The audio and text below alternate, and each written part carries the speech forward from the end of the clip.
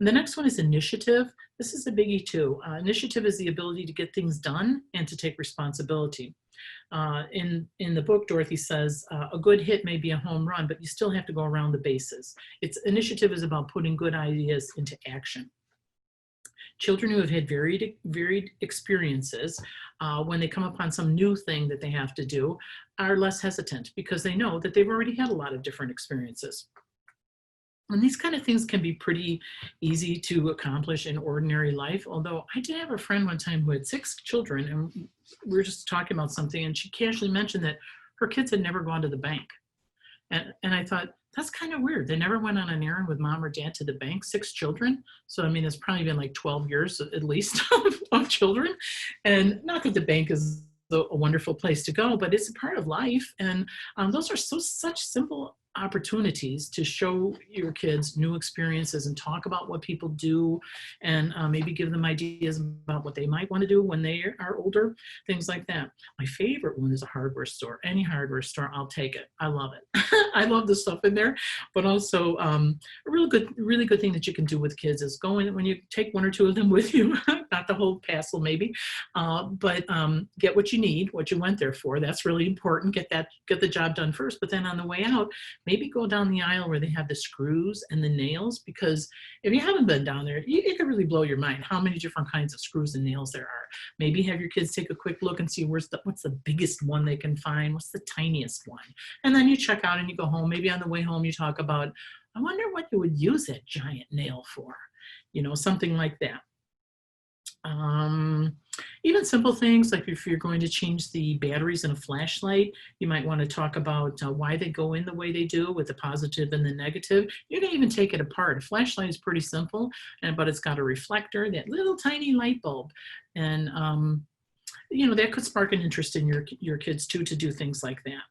I have an example that's a little bit embarrassing about our kitchen stove. When I was in high school, I was suspended because I got caught smoking in the girls' bathroom. I'm not proud of this, okay, but when I was suspended, when I got up in the morning that day, I came down the stairs. My mother called me at the regular time, no sleeping in. This is supposed to be a tough day, okay? So I came down the stairs, came around the corner into the kitchen, and my mother had practically totally disassembled our kitchen stove. And she said, we're cleaning the stove today. And I was like, oh my goodness, I couldn't believe that it was okay to do that. And, I just couldn't believe that she could do that even. And I really had a lot of admiration for her and her abilities. But it was really amazing. And we did clean every tiny square inch of that stove. It probably took us all day. It was a good punishment, but it also was a benefit to me because I learned that you can do that, and that a stove is just a shell. And you can see, there's parts where there's insulation, but all of it is just parts. It's all put together with screws and things like that. So it was very interesting. And I quit smoking shortly after that, okay?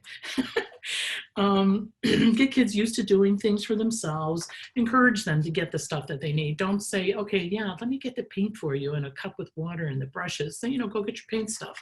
And they'll learn to do things for themselves. Show them how to get ready for a project and make sure that they have everything that they're going to need, just like you do when you're preparing a recipe. You want to make sure you have cumin if it's called for in the recipe, things like that.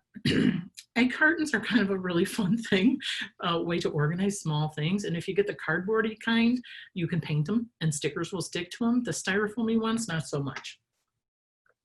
If children have a way to do something, it makes it easier. When my older daughter was young, she had her closet had a really long closet rod in it, and we made little round things to put on the rack, just like when you're buying clothes. There's medium, large, extra large. There's a little round thing on there that separates the sizes.